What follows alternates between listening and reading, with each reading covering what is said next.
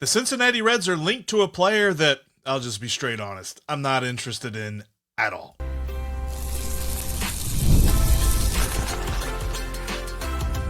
You are Locked On Reds, your daily Cincinnati Reds podcast, part of the Locked On Podcast Network, your team every day. Welcome in to Locked On Reds. We are your daily source for all things Cincinnati Reds. I'm Stephen Offenbaker. That guy over there, he's Jeff Carr. We have a combined almost 14 years, believe it or not, of experience covering the Cincinnati Reds in podcast form. We love this team. We love baseball, and we have taken our love for the Reds, our love for the game, and we have turned it into information for you. Locked On Reds is part of the Locked On Podcast Network, your team every day. And on today's podcast, we're going to take a look at whether or not the Cincinnati Reds should be taking a look at former St. Louis Cardinal first baseman Paul Goldschmidt. They shouldn't.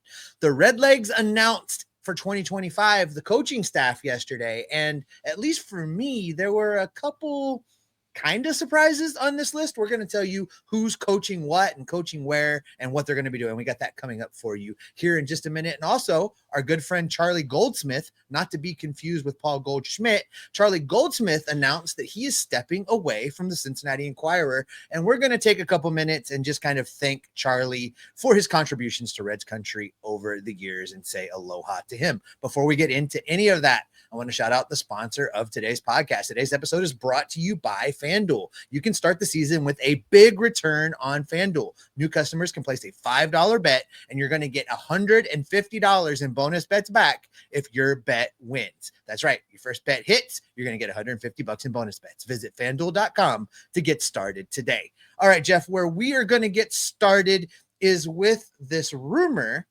that has kind of taken on a little bit of life over the last couple of days, and that is that the Cincinnati Reds should be talking to Paul Goldschmidt about coming and playing at Great American Ballpark. And I just want to get right out in front of this. I think this is a terrible idea for lots and lots of reasons, but what say you? I 100% agree. The reports that we're at least referencing, there was a blog website that covers all of sports called the Right Way Network that wrote an article that says Paul Goldschmidt will sign with the Cincinnati Reds. To that I say nay, sir, nay, because quite frankly, they don't need another first baseman. Like I don't care who it is. If it's a first baseman, no. Like the Reds have Jeimer Candelario. The Reds have Spencer Steer. The Reds have Christian Encarnacion Strand, that so long as he's healthy, should be the everyday first baseman until he is proven guilty. And then if all of that doesn't work out, well, then Jonathan India's got to play somewhere. Probably first base is better than the outfield. So there's all of these other things that the roster has to put at first base. Of all the things that they need, they don't need a first baseman. So Paul Goldschmidt can go play somewhere else. He doesn't need to come to Cincinnati. Yeah, you hit on a lot of things there that are reasons why I don't like the idea of even discussing this. I'm gonna get a drum to keep on my desk here. I'm just gonna start beating the drum and saying right-handed, power hitting outfielder over and over again. Right-handed, power hitting outfielder. That's what the Reds need. That's who they need to go get. And if you do that and you get the outfield situation solved correctly, you can put Spencer Steer at first base. We've already heard from Nick Krall this offseason touting the abilities of Jonathan India to slide into the super utility role, saying he's played some third base. He's played some outfield, he played some first base for us. So they're already kind of pumping that up as well.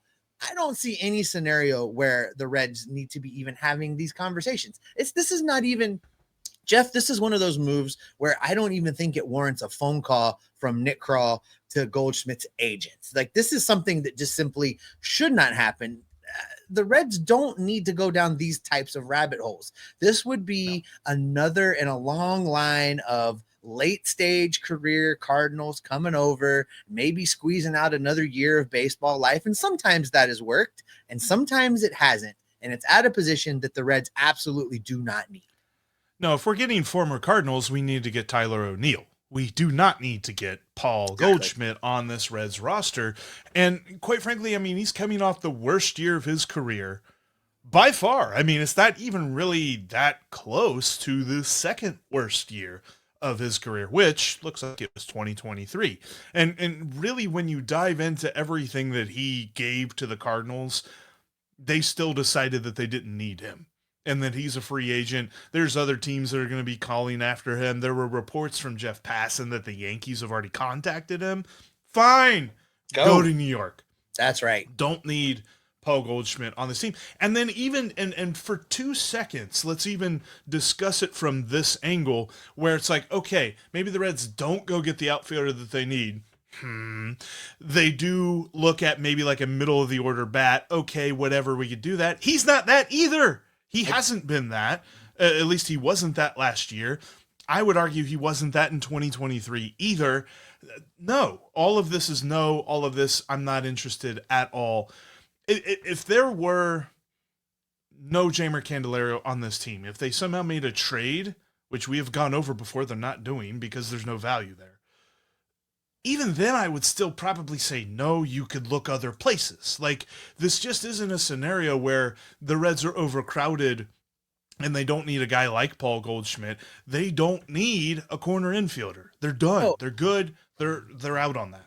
And Jeimer Candelario is not the reason the outfield is log jammed. I mean, he is part of that puzzle now. But even removing him from the equation, he's not the log jam. The log jam is at second base. The log jam is at shortstop, much to your chagrin and kind of what everybody thinks should happen. That's not where it's at.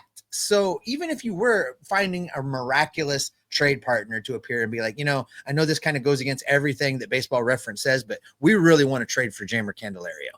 If somebody comes along and does that, that still doesn't mean you go out and get Goldschmidt. Here's what I think has happened, Jeff, and we've been sucked into it because, what we do around here is we look for the rumors, we look for the news, we look for what's going on in Reds country, we bring it back here and we talk about it. So somebody somewhere needed to fill some column inches or needed to get some clicks, needed to have a fresh post. And they were like, what would get people to click on this stuff? And I could get the Reds fans and the Cardinals guys. I'm going to write about the Reds signing Paul Goldschmidt. I think that's what happened. I think somebody was looking to fill some space, and here we are.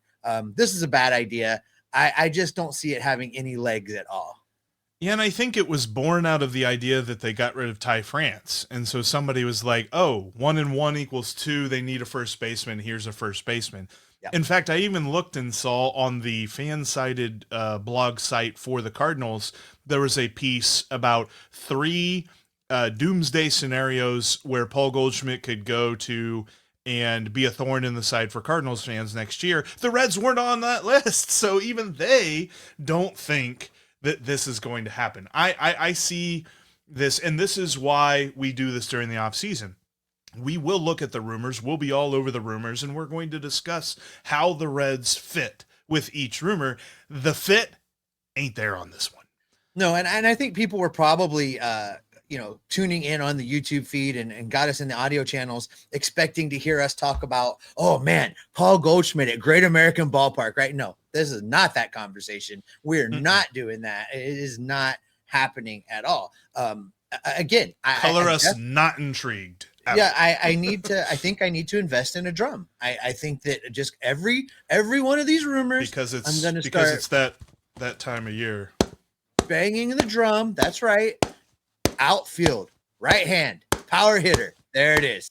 That's the beginning. That's the end. That's where the offseason conversation has to start. Got to work on that beat. That wasn't a good beat. If you want to, well, nobody has ever accused you of having rhythm. So thanks for the verification. I feel like if people are gonna throw these rumors out there, if people are gonna, look for a way to generate some clicks, let's be realistic, because it's a clay outfield, bird for us, starting man. Pitcher. We're gonna blow that thing apart because it's outfield and it's starting pitching. That's what we're talking about. That's what we're looking for, and that is where the rumors would have credibility. That's where the rumors are actually worth doing a deep dive and starting to explore the players and figure out how it could all fit, how it could all work, what the money might look like. I'm not even going to look at it. I am not even going to look and see what kind of Spot Track says. I don't care what kind of money Paul Goldschmidt's going to get, because he's not going to get it from Phil Castellini. Nope. So don't go to the customization websites and get your Reds Goldschmidt jersey. I mean, you can if you want to, Well, you but can, it ain't but happening. It ain't happening in real life, is what we're saying. But I know what did happen in real life, Steve. The Reds put together the coaching staff, and you have some problems with it. I'm not really sure why. You'll explain that to me here and to everybody else in just a few minutes. the World Series, the Super Bowl, the Olympics, the world's top athletes get to play in these top level sporting events thanks to the one thing. That's teamwork. And teamwork can also protect your financial legacy and your family's future. Select Quote's licensed insurance agents are the perfect teammates when you're shopping for customized, affordable life insurance. They can find the right policy to keep your financial legacy safe. You invest so much time to take care of yourself and to be the healthiest, best version of you. Select Quote's exclusive policies can reward that effort. And these policies are more affordable than you think. You could get coverage for up to $1 million for as little as $20 per month. Get the right life insurance for you for less at selectquote.com/lockedon. Go to selectquote.com/lockedon today to get started. That's selectquote.com/lockedon.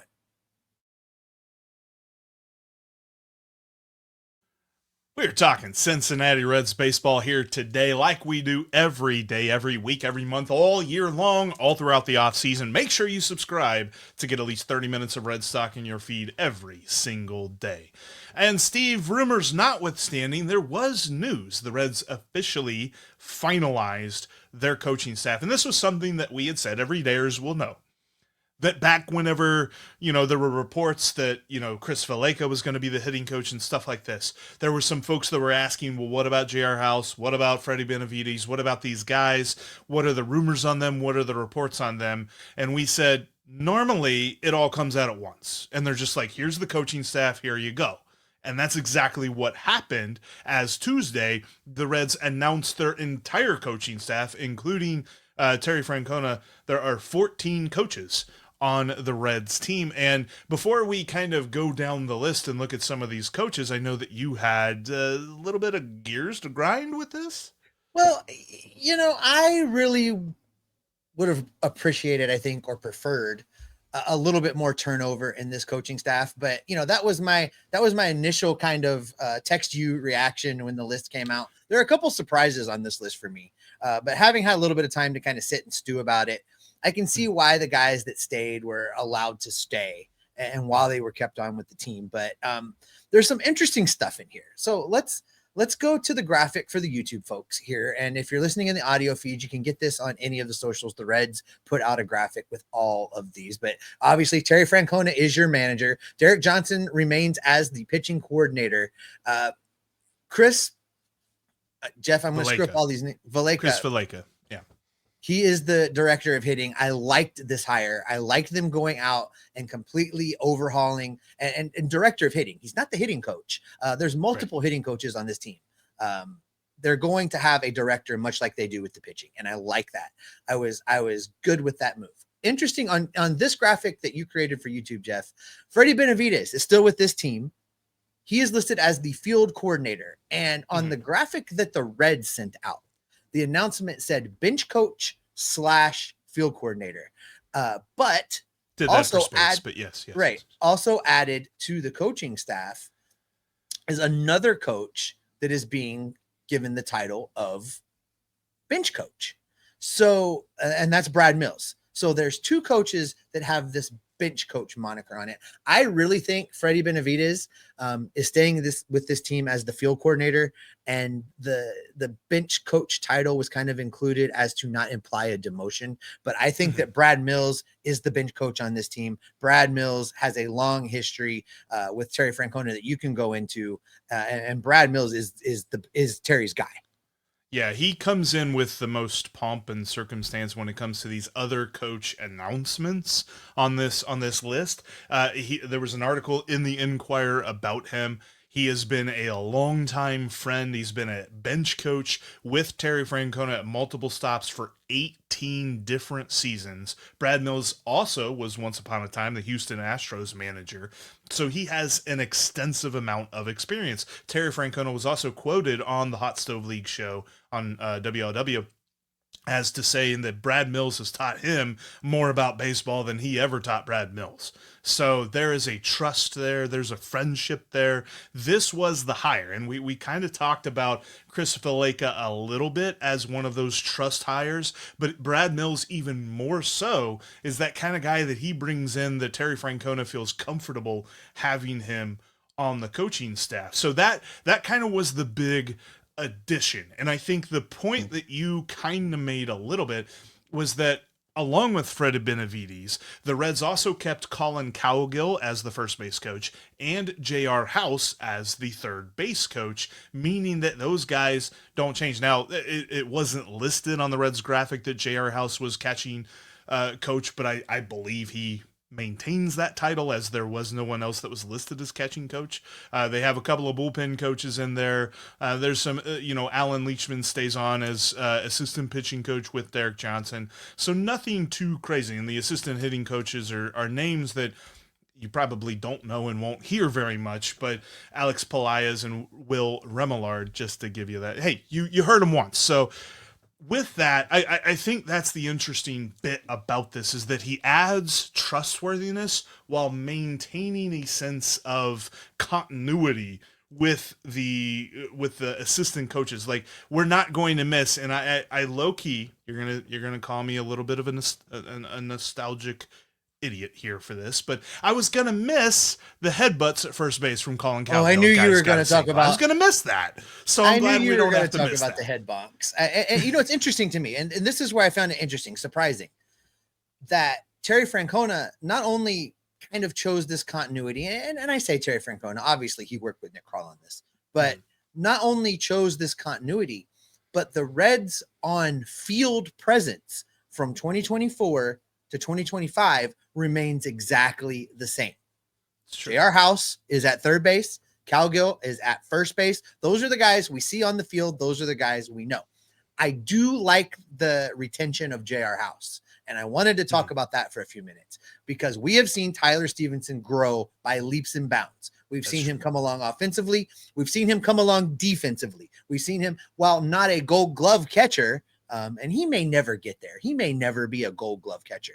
He has dramatically improved over the last 2 seasons behind the dish. And that is a testament to J.R. House. I like keeping J.R. House to work with Tyler Stevenson. There's a camaraderie there. There is a good working relationship. They can talk to each other. They know each other really well. And J.R. House is getting the most out of Tyler Stevenson. That was a smart move as far as I'm concerned. And outside of the catching part of his coaching duties, how I know J.R. House had a good year? I didn't hear his name a whole lot. I didn't hear a lot of people complaining about his third base coaching acumen. You remember a couple of years ago, it felt like that's all we heard, is that J.R. House is killing this team because he doesn't know when to hold guys and send them to home plate. That's because everybody was getting thrown out on the contact play. Right, but we did not hear, and actually we weren't even really giving J.R. House any sort of blame on the contact play. It was just overall I didn't hear his name that much. And Colin Cowgill, I do remember there were brief mentions, I think from Mark Sheldon and maybe from Jason Williams as well, of the Cincinnati Enquirer, that said that Colin Cowgill is like a dark horse managerial candidate, maybe a managerial candidate down the road. So I think that's a good thing that they kept him as well. I'm okay with the continuity. I'm not one to believe that you did need to start off with a clean slate here. And with Nick Krall saying early on in the process, before they even hired Terry Francona, that Derek Johnson would remain, I had to believe that there were going to be more guys that remained than just him. It's not as if they were keeping one guy and sending everybody else packing. Like, there was going to be a bit of like a regime that remained. And quite frankly, it all goes through Terry Francona. And that is where the main crux of this coaching staff goes, because we know for a fact you hire Terry Francona to come in here and run the show. He's not coming in here to sit down at a Knights of the Round Table situation, and he's got his advanced scouting coordinator over here, and he's got his pitching coach and his hitting coach and 3 guys with computers in the corner all telling him what to do. Like, he has a plan, and this is going to look a lot better this year. You don't think it's going to be line up by committee? We heard rumors. We heard rumors last year. Terry Francona would have slammed the door in their face if they said that. Right? I believe that to be true. as well, Jeff. Listen, I know you're of the opinion that like at the end of the day, the coaching doesn't matter a whole lot. It definitely doesn't have the impact of like the NFL. Different kind of impact in Major League Baseball 100%. Coaching, right? Versus, professional football. But I do like that the guys they chose to keep around, you can find valuable reasons for them still being here. My initial reaction was fire everybody, start over with a clean slate. I'm okay with keeping Derek Johnson, but everybody else needed to go. And I kind of walked back off that ledge a little bit. I kind of reached a spot where, like I said, with J.R. House, there are valuable reasons to keep him around. I think there's valuable reasons to keep Calgo around right now. And I like how they filled this out. I think Freddie Benavides did a good job in a very difficult situation last year. It's very easy to point at him and say, well, you were on the staff. You were part of the problem. Clearly it was bad. The manager got fired. Why should you still be here doing things? But at the end of the day, the buck stopped with David Bell, right?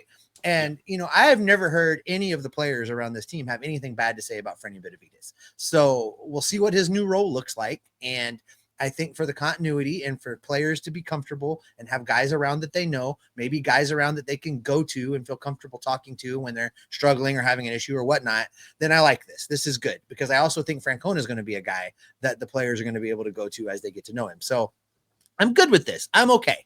I initially was not okay, as you know from our text thread, but I'm okay. This is not bad. I can live with this coaching staff. I think Terry Francona is going to do good things with this team in 2025.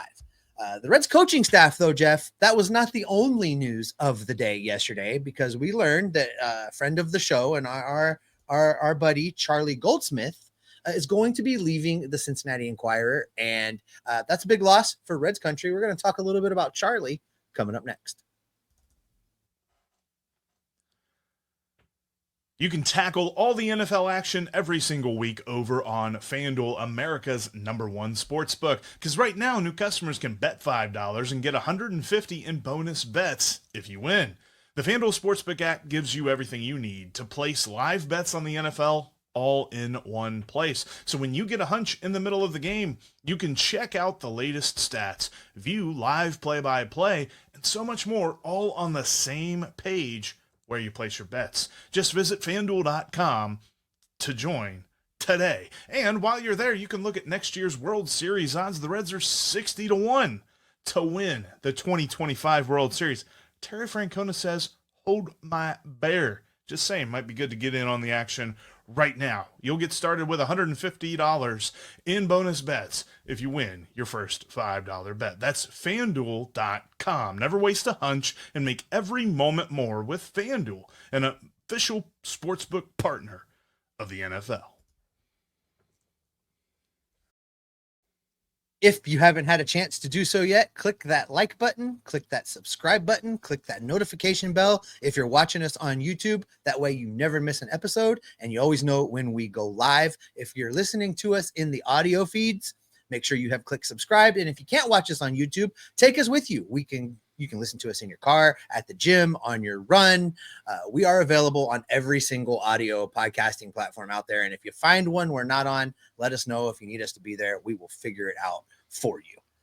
All right, Jeff, let's talk a little bit about Charlie Goldsmith, because he, came into this job as a Reds beat writer and really showed us the vibe of hardest working man in show business. He's covering the Reds. He's covering the Bengals. He's covering all kinds of things, college sports. I feel like there were some articles about the Bearcats in there. Yeah, there was some college stuff in there. I know at one point he went from a game he was covering to a college baseball game to something else. Like, he's all over the place. And we watched him go from, kind of this green rookie reporter on the scene, doing everything to being, a really, really good journalist and doing a very good job covering multiple teams. He was always available to us by text, always answering questions, always coming on the show. And we wanted him to come on the show and talk a little Reds baseball. And really, we had a tremendous working relationship with him. So when he announced yesterday that he's leaving, I feel that as a big loss for Reds country. We talk about the importance of continuity and the importance of, guys having a good foundation of knowledge about a team. Charlie knew everything there was to know about this Cincinnati Reds team, and it's going to be a big loss moving into 2025, losing that knowledge base here in the city of Cincinnati. I found it intriguing this season, and everybody, for the most part in Reds country, was pretty realistic about the year. Some maybe going a little pessimistic with some certain things. And Charlie was a reporter that if there was a positive side to the story, he would make sure and really accentuate that and kind of put that at the forefront of the story. And he kind of got some hate, at least on the social medias, about that. But I always appreciated that about him. I mean, you're talking about Cincinnati sports. It's not always all positive. We know how that goes, and especially when he's reporting about both the Bengals and the Reds. So he is a busy man. But I always appreciated how available he was to us. If there was ever a time when we're like, hey, let's have you on to talk about a story, quite frankly, he was pretty generous with his time and generous with his, scheduling. There were a few times where, I was texting him like, hey, you good to go in like 20 minutes? And he's like, dude, I'm busy. Like, what are you doing? And that's on me. That's not on him. I appreciate so much everything that he has done for us, and I will definitely miss his coverage. But I know that he's going to land somewhere awesome because he's a great reporter. Yeah, and just for our listeners, don't worry, and we'll find a way to fill the void. We're going to reach out and start talking to Gordon. Gordon remains, and hopefully the Enquirer is bringing in somebody else to have a 2-man team on this beat. Jason's a friend of the show as well. And Jason Williams. So we're going to have you covered, folks. Yeah. But we definitely wanted to, kind of just say aloha to Charlie and thank him for all he's done for us and for the show.